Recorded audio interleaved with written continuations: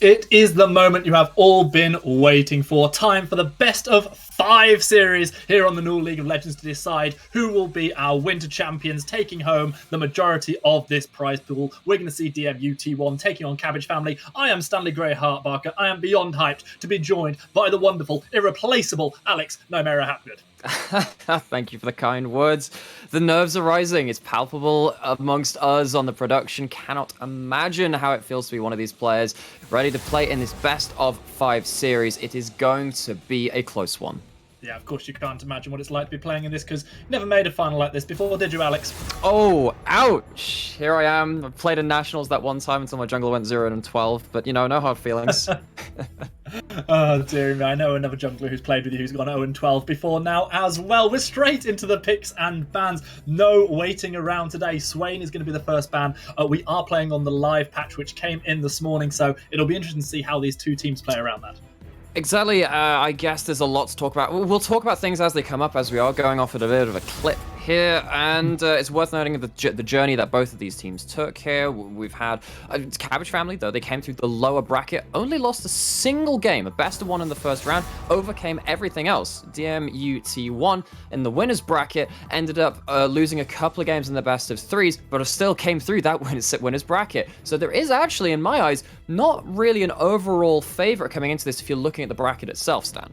I think that's fair to say. That being said, however, you do have to take that loss that came in early for the Cabbage Family into account. It was, I believe, to the Arctic team from Liverpool. That was a team that then went on to lose to DMU T1, I believe 2-1 in the end, in the winners' side of the bracket, before being beaten down and out by Cabbage Family in the return matchup. So we'll see whether or not that little advantage comes in for DMU. Having come through the winners' bracket, they had side selection first in this best of 5. They've gone for the blue side. Their final ban was the Samira to go alongside the Kayle. So Kayle and Samira both hit in this 10-25 patch. So Kayle's passive on her E, which is her on-hit damage every time she auto-attacks, went down from 25% bonus AP, AP scaling to 20% AP scaling. So actually a sizable DPS decrease for that champion. Samira's passive, where she gets that knock-up every time someone is immobilized, is now changed to with that knock-up every time they are already knocked up, so you can't have this permanent CC lane with something like a Thresh or a Morgana or Nautilus as well, although they, of course, still have some kind of interaction alongside that. Things are still going thick and fast. Got Syndra first lock in for mid lane of DMU T1, and Ashe is being re-enabled for this finals because they have fixed out that bug with the W level up. Yeah, they've changed that one up for her, and I believe you said for Tryndamere as well. The final ban coming out of Cabbage Family was the Scion. I'm always interested to see what that final ban is. A lot of the time in the last patch, it was the Jhin. That's obviously not the focus here. That's Syndra flex pick potential as well. However, the first lock-in, it's been also taken by something that has flex, and that is the Shen. That is very true. Spirit on the side of DMU T1 playing for De Montfort has tended to be on tank duty on their OPGG amongst the matches as well, played in the Newell. Taking away the Shen, which is kind of the primary tank in the current meta, is a good takeaway, because if you're going to say, oh, I want to play this class of champion because that's what our players are comfortable with, take away the cream of that crop and make sure they're playing second string. Shen's certainly in a very good place. And you know my feelings about Kane Nomera. My permaban of the last 3 months or so in solo queue is going to get locked in for Porp. Response comes in from 2Ks, Kai'Sa and Kha'Zix. True, the Call of the Void coming out strong from De Montfort. Kai'Sa has been indirectly affected by the Muramana changes this patch as well, where it only applies on physical damage abilities rather than your magical damage too. Although Kai'Sa doesn't always build that item nowadays, you're probably still going to build your Crafter Slayer into your Rune's Hurricane and get yourself that two upgrade evolution from 2 items. On the other side, Kayn was hit this patch too. His Q, his Reaping Slash, -1 second at all ranks. And when you know you've reached so much ability of haste on the Kayn, just spamming out Qs is a very good way to keep your health up and keep your DPS up too. Also has -10 damage out all ranks too. Some interesting things coming out of this pick and ban already. That final lock in there of the Ashe that you gave reference to earlier on, Nymera. We're seeing now bans of Morgana and Rumble. And quite traditionally, we see a lot of times where we see jungle ADC support pickups early. No one wanting to show their hand in terms of mid laners, top laners. It feels like at least one of those two, a hand has been shown by one of these teams with the early lock-in of Syndra and Shen, even though, of course, there is the flex where the Shen could end up as support. Could do. Of course, not going to end up in the jungle because the Kane's been put in. Seems unlikely. Seems very unlikely at this point. So we were talking about how Spirit tank player by and large. Try and get him onto second string picks for that kind of role. The Malphite being taken away, I think that's very important, particularly when you've locked in a very immobile Ashe in that backline, which can get followed up by the likes of the Kai'Sa flying in with the ultimate. Ooh, we have an Echo locked in for the mid lane. That is the classic Syndra counter. It's going to be picked up by Sean F in this one, someone who we've been seen playing before for the Cabbage family, this University of Kent team, and he will be hoping to put this one to good effect to get a first win in this best of 5 series. Always good to get yourself off on a good foot, obviously, Alex. It is, absolutely is, and you try and settle those nerves, and how do you do that? You do that through comfort, you do that by giving yourself the tools to stamp your own mark on that game. On the other side, stamping out the competition will hopefully be that set locked into the top lane for Spirit. That is not tank duty. Not going to be on the support role either because the Rakan is locked in alongside it to go with the Kai'Sa. And the response, the Leona. So, I really like that Leona. Adds another facet of engage for the side of Cabbage family, because that Ashe could have just ended up being the sole engage. And when you only have one thing to watch out for as the opposing team, it makes it very, very telegraphed when they're going for plays, and they can just throttle the amount of plays that you do want to make in that game. So double engage bot lane, high mobility from mid and jungle, Cabbage family looking to roam, looking to skirmish, looking to pick people off. And it's usually around about this time that I turn to you and say, so what do you make of these compositions, nameplates off who's winning based on this draft? But I want to take a moment to say just how much I really, really like this Cabbage family draft personally. Not only that engage you speak of, but the response you can get through from the Stand United, the escape potential for both Kayn and Echo as those fairly agile assassins. Feel like they've done a lot right in this draft. That being said, however, I look at the other side and I look towards Heavy Dubstep, RMX and Sam J, because if either of those champions pop off early, going to be so hard to shut them down. It will be. There is the Shen ultimate to be aware of when they are going for assassination combos later into the game. The question is that Shen ultimate going to be enough to outweigh a proactive Kai'Sa roam? Because if we get the appropriately named Newell Champion SOSU flying in with the Killer Instinct, then suddenly that Stand United might not come out early enough. You've wasted a cooldown, and you've ended up getting engaged onto. Having the Rakan for your own very long-range engage too can very much set up for those kind of plays. However, Rakan doesn't typically do well into Leona because the Zenith Blade can cancel out the W so effectively and get in lane. So I am looking for, as you were saying, looking to see where the leads are built up, as it is so often been the case in this preseason. It feels like you get enough gold onto a certain carry, and then it can just be committed to carry the game for your team. Gut instinct, though, if you were coach for one of these teams, which of these drafts would you be happier on?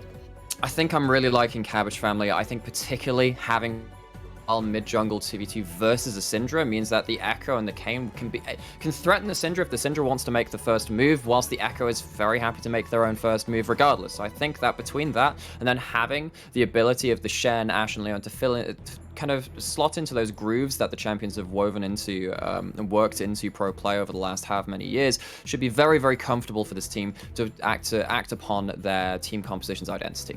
We have, of course, for the last few weeks between ourselves and our fantastic other casting duo here, been following the varsity qualification. We now know all of the teams that will be playing in varsity, which is such a big deal next split. We'll talk about why it's such a big deal later on. Coming over here to the main draw, however, I have that one big question for you at the beginning of this best of 5 series, and you get the benefit of even seeing the first draft. Give me a scoreline prediction and a winner for this series. I do think it's going to be close. I don't think... I think the only thing you can rule out is the 3-0. I don't think that will be the case. I think it will be 3-2. I think it's going to be 3-2 to Cabbage family. Wow, that would be exciting for sure. 3-2 either way would be an absolute delight to cast into the early hours. I'm not usually one for going for the predictions myself because I feel like it gives me the opportunity to look more silly, but based on what I know from these two teams, I'm actually going to predict a 3-1. 2. You see, my gut is saying Cabbage family, but I also want to say the opposite of you, so that if you're wrong, I can lord it over you. And so I'm going to go DMUT1. Lovely stuff. And with that being set up, let us know in the chat who you're going to be going for. We are taking a very, very short break to set things up as we bounce onto the Rift. This has gone a million miles an hour. I don't think it's going to stop once we get onto Summoner's Rift. See you there soon.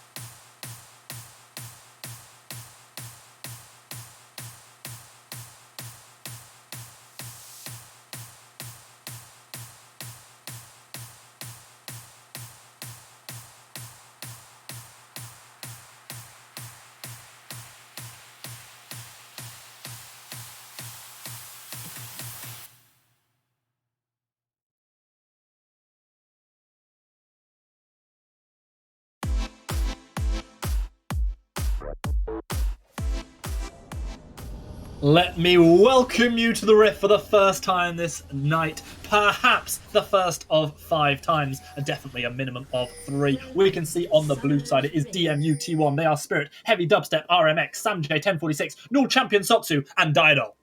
On the other side, it's the Cabbage family. Alphamos in the top lane, Porp in the jungle, Sean F90 bringing in the mid lane guns, and in the bot lane, it's Gregors and mostly Grumpy. Mostly Grumpy indeed. We're going to see just the defensive start off. No early action, no invades coming down. Any particular surprises with the items? Nope, not really. Not particularly. Looking at those various keystones coming out, seems to be business as usual. I guess you can say, oh, we've seen a little bit of Phase Rush Kha'Zix coming out over the last couple of patches and stuff like that. It's going to be the Electrocute coming out of the Void. Jungler looking for those burst assassination combos. Speaking of junglers, we talked about Heavy Dubstep having the opportunity to get going. Got to keep your eyes on Porp as well. See how quickly that transformation can come through. Exactly. We're actually going to see a late invade from Leona. Has the strong level 1 Raptor clear from the Kayn, similar to the likes of Lilia in the past, and that's exactly what they're going for. There is the contest coming through as Didol forces the flash out of Porp. Across comes Syndra. This has got very, very messy very early on. Cabbage family, Porp going to fail his dash over the wall. He's going to be so far behind on the early clear. That's a really awkward invade coming out of Cabbage family. We're talking about the damage nerf to the Kayn Q. That affects how quickly you can take those small Raptors. Maybe that stops Porp from getting level 2 in that trade. And Rakan having the W start at level 1 threatens him enough to get the flash out, gets a lot of HP out, and slows the early clear of the Cabbage family jungler. Well played from DMU. Yeah, Didol and Samj so quick to respond as soon as Noodle Champion Sotsu had spotted that one out. They cut across, they burn a key summoner, they take away a massive advantage for the Kha'Zix as well. So we're going to have to see where the lane priority comes out now, particularly in regards to now Cabbage family knows they're not going to have the Kayn on counter ganking standby because he has to start trying to catch up to their opposing jungler. That means that maybe DMU can feel a bit more aggressive at playing these kill lanes across the map. And that's beyond a massive delay as well, because you're not going to get any assist from your ADC or support in taking away perhaps your first buff, and just a complete delay for Kayn is an absolute nightmare start for Porp. Meanwhile, good aggression from Mostly Grumpy, finding the Zenith Blade, Didol finding a knock-up in return, and Mostly Grumpy finds his health shredded through more than his opposition support. It does. Porp getting dangerously low off of the red buff. That somehow ended up being a closer trade than the bot lane one. And I tell you what, he's fortunate because Heavy Dubstep RMX was just coming along to sneak his eyes towards that red buff. In the end, he jumps over the wall, back over the Herald Pit rather than towards the Krugs, which could have been the death of Porp. Absolutely could have been. So where are we standing now? I really like this ward over the wall from Samj on the Syndra. Gets some early lane push. Uses that to track out the enemy jungler who's already been pushed down a fair bit. This game has the teleport to get back to the lane if they want to. Actually, they're choosing not to. And I like this as well because I think they managed to recall on a cannon wave, get that preferential wave control so they don't lose any minions on this return to the mid lane, and save that teleport for future macro play. Also, we're going to see the early recall from bot going for the dagger and the boots early on for Ashe. Just going to get that attack speed going that little bit faster. Alphamos now going to have to deal with a huge wave pushing into his turret. Hope he's good at CSing. Isn't that always the question? Oh, actually, I tell a lie. I think actually Syndra didn't go back on that cannon wave, whereas Sean F90 has. And that does tend to be the standard when you are trying to reset, because you might lose the melee minions to the tower as it does get pushed into turret, but you don't, because that cannon takes so many shots, you end up getting at least a portion of that wave, whereas if it's just a regular 3 melee, 3 million minion, ranged minion wave, you do tend to lose out on quite a lot of gold there when you reset. It sounds like you were ordering something from a posh menu there for a moment. A filet mignon. And meanwhile, Samj just going to clear out a little bit of vision. Both of these mid laners now have a seal on top of their corrupting potions. Extra boots for the Echo as well. Well, I mean, if we're talking about the filet mignon, the idea is to get fed in this game. And, I'm surprised that Tahm Kench isn't picked much more in the current meta. He has a very acquired taste, that one, and always makes me quite happy to see him in play, because he reminds me of one of my favourite characters from Final Fantasy IX. The sad thing is, I'm a massive fan of that series. Don't actually know who you're talking about there, and I apologise profusely. It's one of those. A fantastic character who's a gourmet called Queener, and just an absolute nutter of a character, a bit like the Catfish is in League of Legends. I have to say, yeah, exactly. trying to think of any champions which are particularly acquired taste across this rift, and honestly, all of these champions have seen a fair amount of presence within the metagame over the last season or two. Even the Kayn, particularly in this preseason, a bit more new to the table as far as things go. And speaking of that, Kayn, going to be on that dragon, on the Cloud Dragon, first of the series. It's going pretty low, but we'll be able to smite that away. Yeah, Pop stealing that one away. That was a little bit tight because there was vision, as we do see Scatter the Weak catching onto Sean F90. Fortunately, therefore, the Cabbage family, Heavy Dubstep was on the other side of the rift, so this one was free and easy in the end for Porp, who is now actually just back up again in CS. So, well, speaking of that, we see Kha'Zix immediately after seeing the dragon goes in, takes the enemy jungle on the top side of the map. Well, the Cabbage family have suspected that might be the case as they ping it out. Mostly Grumpy down here at half health is just going to help his ADC pick up as much of this CS as possible. Just missing out on the one there. Still staying fairly even. Meanwhile, Dubstep goes in. Sean J does get caught by the scatter. Has ultimate available to him. Uses the parallel convergence for the shield. Doesn't have to burn the ult and survives the gank without any real loss. I really like how Sean played out there. He sees that the Kha'Zix is coming in, and when Kha'Zix ganks, it's about isolation. He goes closer to his minion wave, makes sure he is within range there so there is no extra damage coming out of Heavy Dubstep, goes back into the parallel convergence, and now Kayn is top. Taunt is going to connect. That's going to be ultimate coming out as the showstopper connects from Spirit. Haymaker comes in as well, and it's Alpha Moss and Porp who get sent all the way back to their own side of the rift. Time-efficient gank from Porp at the very least, get the ultimate out of the set, and that is still something to gain from that play. That is very true. Still flash not burnt, so Spirit will have a decent amount of safety should the regank come in, and it looks like that might be exactly what happens. Might be, and remember, Kayn can take the long way around. In fact, Shen walking forwards for a taunt, or at least just threatening Spirit away from his side of the lane. Kayn actually sitting there, ready to wall walk through. Yeah, I speak with relative confidence in saying that had Spirit not played any heat, this exact taunt would have connected. Here comes Porp from inside of the wall. Doesn't have Umbral Trespass available. Spirit this time does flash away and not needing to use the Haymaker. He doesn't take quite enough damage to burn down. We are 7 minutes in. We're still waiting on first blood, but it's not for a lack of trying. Not for lack of trying, but you can kind of see the tension, see a bit of the nerves. That W lands from Porp. He was going for a flash predict. That slow might have been enough for a double flash follow-up with several autos coming in from the jungle top of Cabbage family to secure that first kill. But it's mid lane where the next play is being made. That's the weak connects. Void Assault comes through. Sean F gets obliterated by the Unleashed Power. First blood to Samjay.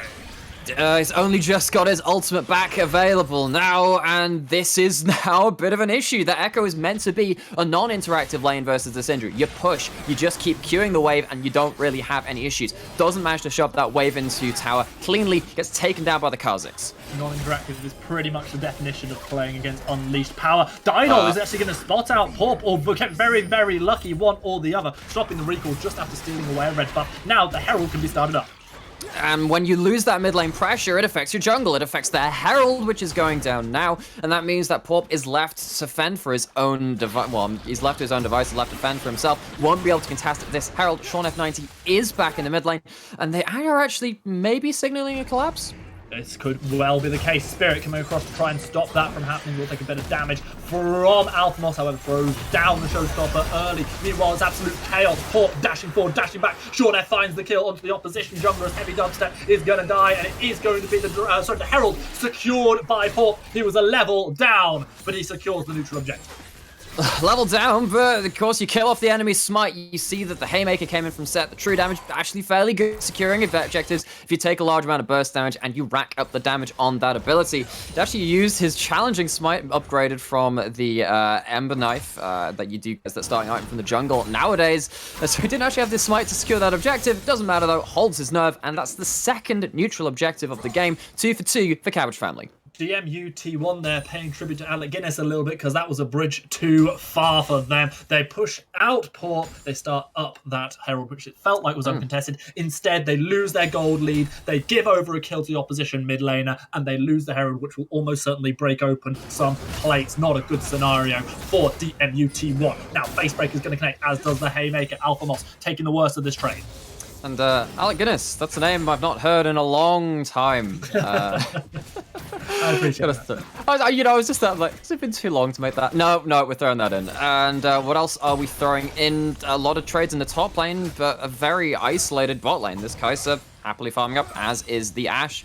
Got to see what the Ashe is going to build up. So the new change to Rageblade this patch, alongside one of the bug fixes for Ashe, which of course was one of the reasons she was disabled in a lot of Newell play, is that she could build Rageblade, which gives you a lot of on-hit damage, whilst also getting a crit scaling on her passive, meaning she gets a lot of value for the Rageblade without losing any, as a traditional crit marksman would do. Now what Rageblade does is it takes all of your existing crit chance, nullifies it, and then converts that into on-hit chance. So even if you do retain that crit chance and have any scalings within your kit, it doesn't end up giving you any other bonuses. Which is a pretty nice place to be in if you are someone like Ashe who's not reliant on crit in the usual fashion. Second dragon of the game spawns does get seen by the Hawkshot. I think we are going to see the engage coming in as Teleport is going to get channeled by Spirit. He's going to arrive at this fight. Alpha Moss going to come down with the Stand United as well. The Dragon is biting away at people. Heavy done stuff. RMX is in the middle of nowhere, has to flash himself out, gets the heal. And Lord Champion who goes in with the killer instinct, finds the kill onto Mostly Grumpy. Dragon's going low, but now it's Sean F who is focused. He flashes himself over the wall. Double Taunt is going to connect onto the Didal and on the Heavy Dubstep. Red team solidified the Dragon, and now we see where the remainder of the kills go, with Ashe taking one, Shen picking up another onto the Kha'Zix, and it does look like yet again it is going to be, I think this is a 2-for-2 trade in total, but the Dragon goes over to Cabbage family. It is. It's a jungle support kill on either side, as if I got that right, because I think Mostly Grumpy has just respawned that did go down. Kills going over, it looks like, to both AD carries getting their hands on one, and of course then the Syndra managing to pick up another 2. That is going to be 2 dragons in the pocket of Cabbage family, somehow managing to win out on a lot of very tumultuous objective trades across the map, and it will be an Ocean Rift, so if they do get that soul, it is one of the more valuable ones. No Infernal Dragons to be seen in game 1 of this series. We'll have to wait a little bit later for them. I'm sure we'll get one in a little bit of time, so I know there's some big Infernal Dragon fans out in Twitch chat. Meanwhile, I've got to come back to something I said during Champ Select. I like the Cabbage family draft a lot. I think they're doing well. They've got themselves a 400 gold lead. They've got those neutral objectives. However, what if Sam J pops off? What if this Syndra gets fed? Will there be anything they can do to stop Gregor's getting deleted? Question mark, question mark, question mark. You look at the Syndra build, and it's a Liandry's Anguish coming out, though, which means that the Shen, the Kayn, the Leona, they are going to take a lot of damage, but it's the Kai'Sa taking damage right now. Solar Flare, Zenith Blade, both going to connect. Mostly Grumpy having a great game that his ADC will be very, very happy about. Lord Champion, Soksu turning the damage back, trying to find Mostly Grumpy, but Gregor's already picking up one onto Didal, turns the damage straight on the Soksu, finds the double kill on the Ashe. Absolute scenes as a Cabbage family take a kill lead. So much damage coming out of the Ashe, started up by Mostly Grumpy. The cleanse comes out of the Kai'Sa. It is just not enough to survive all of the CC coming out of the Leona. This is the reverse Robin Hood. Instead of shooting the apple off the head, you shoot them in the head. Gregors gets 2. The apple falls to the floor untouched. The Kai'Sa and the Rakan not so lucky. Absolutely eviscerated in that fight. And yet again, it was Mostly Grumpy coming out with a proactive play. Now we look at what this Ashe has built up. It is going to be the Immortal Shield Bow. Why is this important? Because you were saying, well, what happens if Samja gets ahead? What happens if this Kha'Zix gets ahead from Heavy Dubstep? What's going to be what's going to happen to Gregors, and how can this Ashe survive? With the Immortal Shield Bow, you have one of those tools with that Lifeline passive to try and elongate the fights. Heavy Dubstep, ever since that early invade failed on the red buff from Porp, has had Porp's number in terms of stealing away red buffs. That's the second consecutive one taken for the DMUT1 jungler. However, he's also running an 0-2 scoreline. That Kha'Zix definitely has not got going in the same way as the Syndra. We do now see some mythics start to be completed. As you said, that Proto Belt now there for the Echo, Gore Drinker for the Kai'Sa. Solar Flare connects onto said Kai'Sa. Zenith Blade is there. That's going to be Shield of Daybreak. That's going to be a champion stop to trying to get out to safety. Unable to do so. Short F90 with the Proto Belt finds a kill.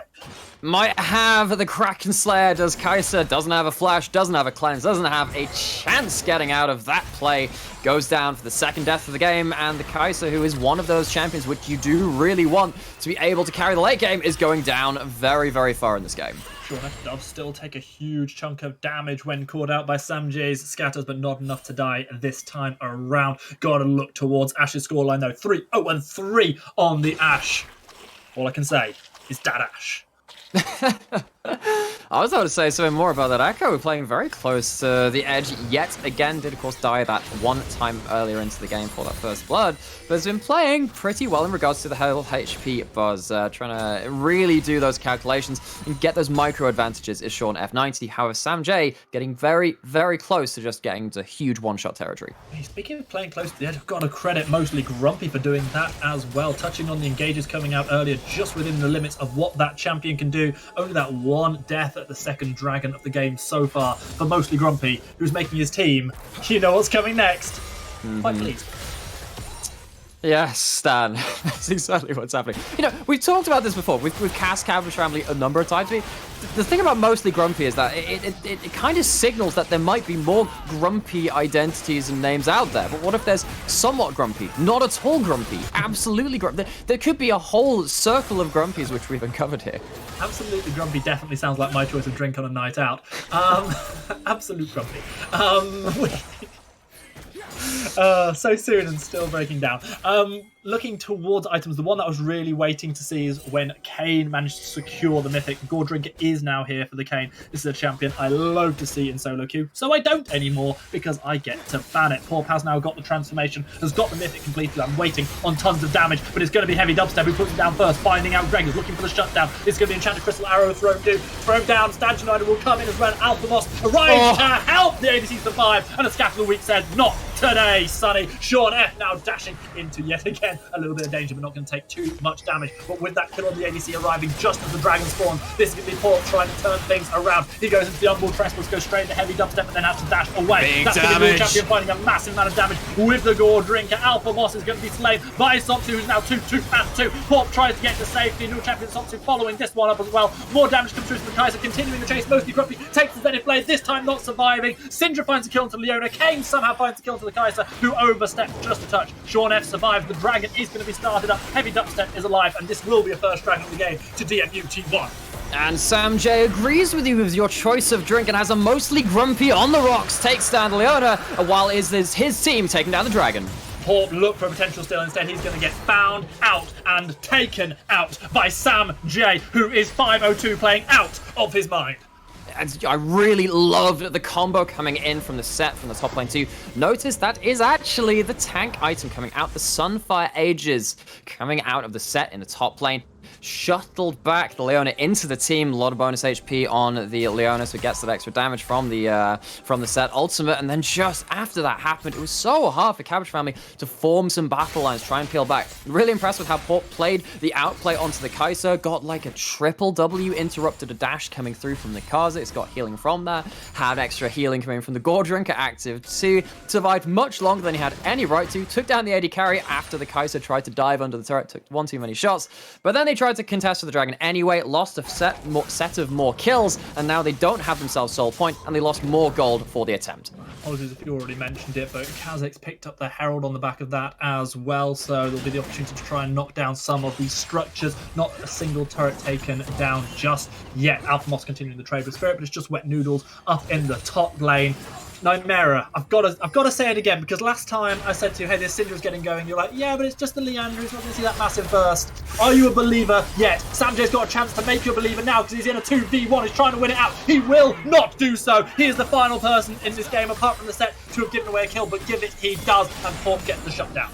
What's a believer to a Sean F90 and a Porp? They take down Syndra for the first time this game. Herald put into the mid lane, and there is a burgeoning dive, but it doesn't look like he's going to be committed to that easily right now. It's the ult coming out of Leona. Solar flares thrown down. Greg is trying to put the damage down on Diadol and onto Sopsu, but it's Sopsu who rips through at the moment with this Kaiser. Hawkeye going to spot things out as it's going to be the Shen coming across. We're going to see I'm not entirely sure what I just saw there, but I think it was the Kaiser getting out to safety. Diadol getting a court set, coming across to try and help things out. Kaiser will get out to safety. Yet again, blue buff being stolen away by the Kha'Zix. He gets it just in time. He leaps himself out to safety. He's got Diadol coming to help him out. The Heavy Dubstep has been called out by Porp. Alpha Moss trying to come over the wall, looking for potential taunt. Instead, it's going to be Diadol with the quickness, finding out Porp, who uses the Umbral Trespass but still gets knocked up. Porp is going to be picking up the kill of Dubster X. That's why I ban Kane. But Kha'Zix is dead. dead. Kai'Sa is dead. The Void is being eviscerated. Dynol might be the next to die. Spirit tries to do everything he can, but with the Sunfire Cape, he might be tanky, but he's not got the damage. It is a 4 for nothing. Decimation on the Rift. The Cabbage family strike back.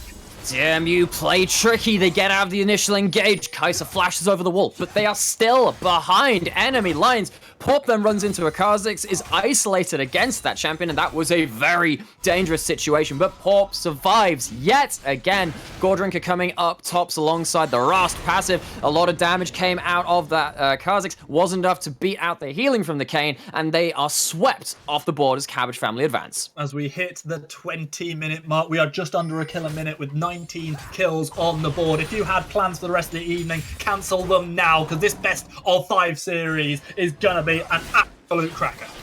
It's setting up to be so far. Oh man, I'll just have to like. Oh, it's so sad because I'd be like, if we were on cast, I would have brought one up to the desk. And we could have had a couple of crackers. No, I'm just gonna have to go and just like pop it. Oh, big sad. Actually, the last time I got to cast the live final was around about a year ago, and got to travel for that. Had a nice Christmas time with folks. And, now I'm a big sad. You had to do that. However, Alex. I had to. However, very, very happy to be putting on these events, but Didal might be less happy with his current play of events. He doesn't get hit by the enchanted crystal arrow, but it just doesn't matter. Gregor still finds the connection with the volley, just like Zlatan. 0-4 now on the Rakan, struggling versus the heavy CC combos coming out of the red team. It is one of the issues of this champion. You have to commit very, very hard. And while Rakan does have a lot of mobility, does need to be able to move to be able to use said mobility. 3,000 is the gold lead at 21 minutes. 4th dragon of the game will be spawning soon. That's enough to put the Cabbage family onto soul points should they be able to secure it. Of course, the Baron is up now as well, so they've got to be very, very careful for if they do get turned around in the same way that DMU got turned around earlier on, they could easily give away such a crucial objective. Good to see. So there is one flank ward available to DMU just behind, as you can see there in the River Brush just popping up on screen as I say that. Hasn't swept out just right now, though mostly Grumpy does have access to that sweeper. That's one of the really important issues why follow-on effects as that from that Rakan death didn't manage to get any of those extra wards in coming up to this dragon. Let's see if that affects things and how they proceed for DMU T1.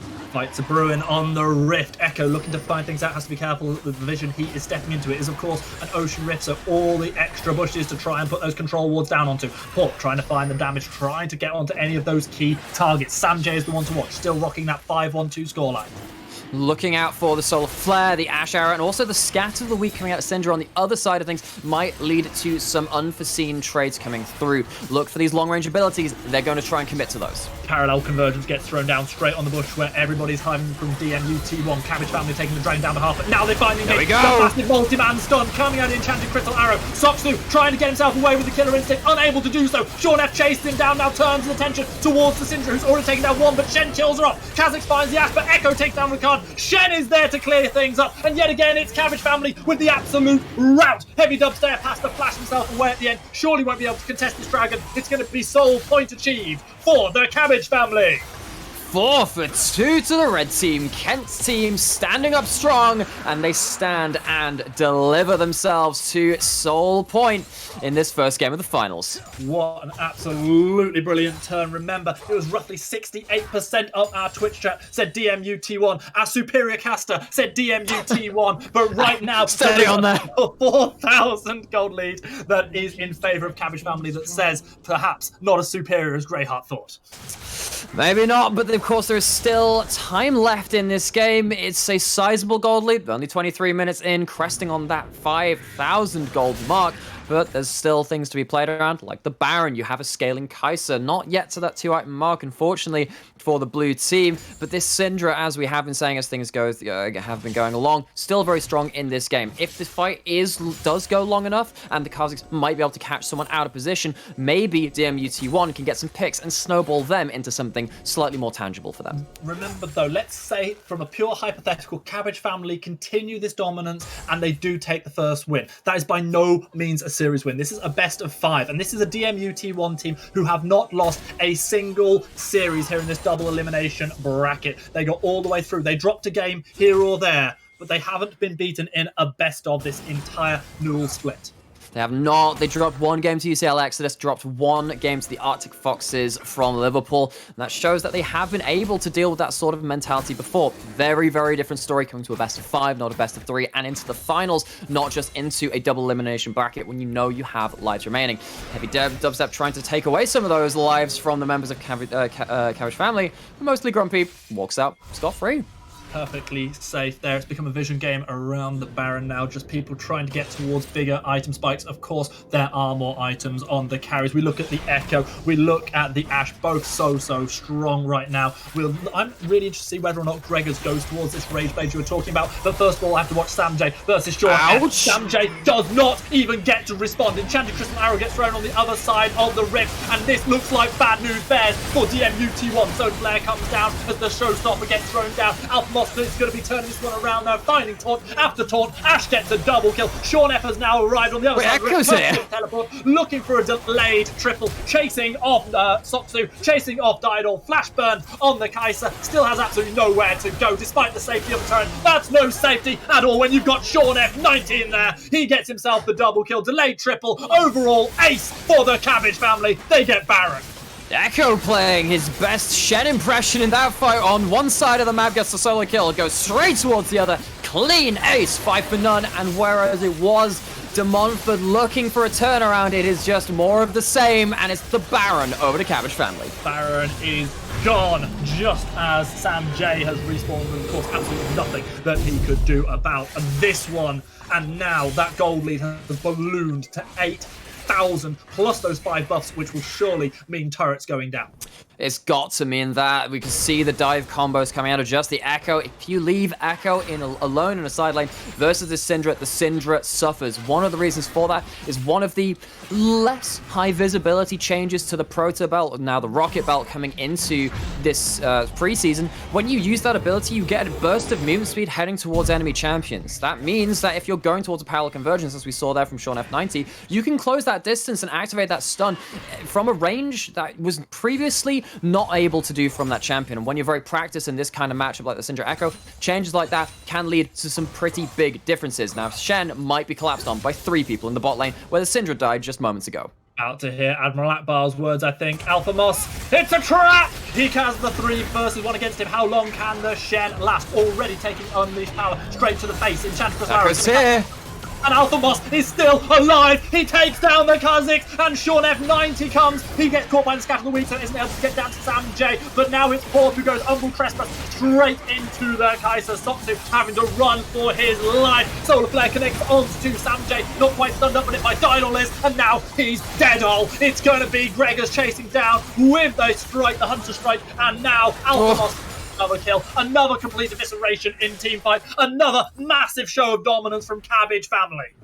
It's running over, fighting to fight, kill into kill. Cabbage Family cannot be stopped. You commit 3 members to kill the tankiest member of the team. You think that might be enough for the Fed Syndra? It is not. The team of Cabbage Family rolls down to the bot lane and takes no prisoners. It's a trap, all right, Nightmare, but who's trapping who? The boot was very much on the other foot. The inhibitor is going to fall with one last love tap from the minions. The 4th dragon will spawn. Sorry, the 5th dragon of the game will spawn. That'll be a 4th for the Cabbage Family, who will almost certainly secure Soul.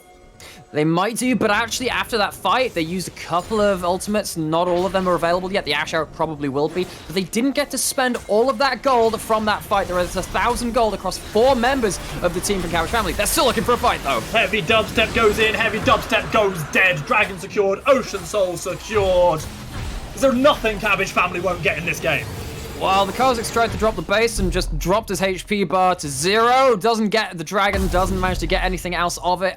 It's a valiant attempt. I think that's pretty much the only way you can try and get into this game. And actually, with that, the mental is broken. DMUT1 surrender the first game. And at 28 minutes, we know that the advantage is now well and truly over to Cabbage Family. Not just in terms of picking up that 1 victory, but as you say, the mental was gone by the end of that for DMUT1. Whoever's working with them on their coaching staff, or if it's just them together, they'll have to get that really sorted coming into game 2. Otherwise, this series just could get out of hand real quick. Absolutely could too. There were moments of brilliance from DMUT1 around the early game. Got that first blood, managed to play around the set, soaking up quite a few ganks in that early game too.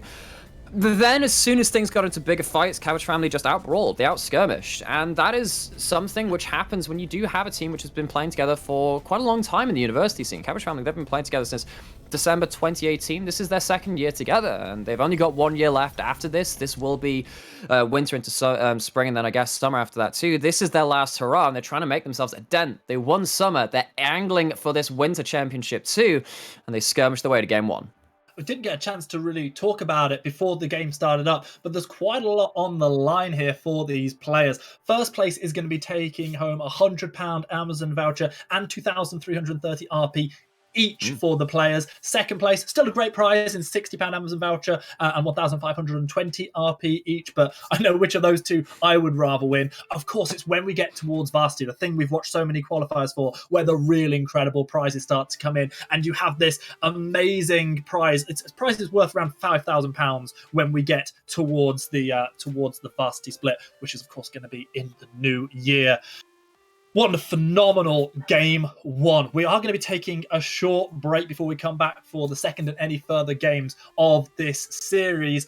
Please do check out our fantastic sponsors. Our partners for this split have been Amazon University Esports and Twitch Student. We're also now brought to you by Levi's 24/7. Levi's 24/7 members, they get access to new products, promotions, and events. Join today, start enjoying all your 24/7 benefits, and earn points with every purchase. Link is in the panel below. Check it out during the break. We'll be back soon.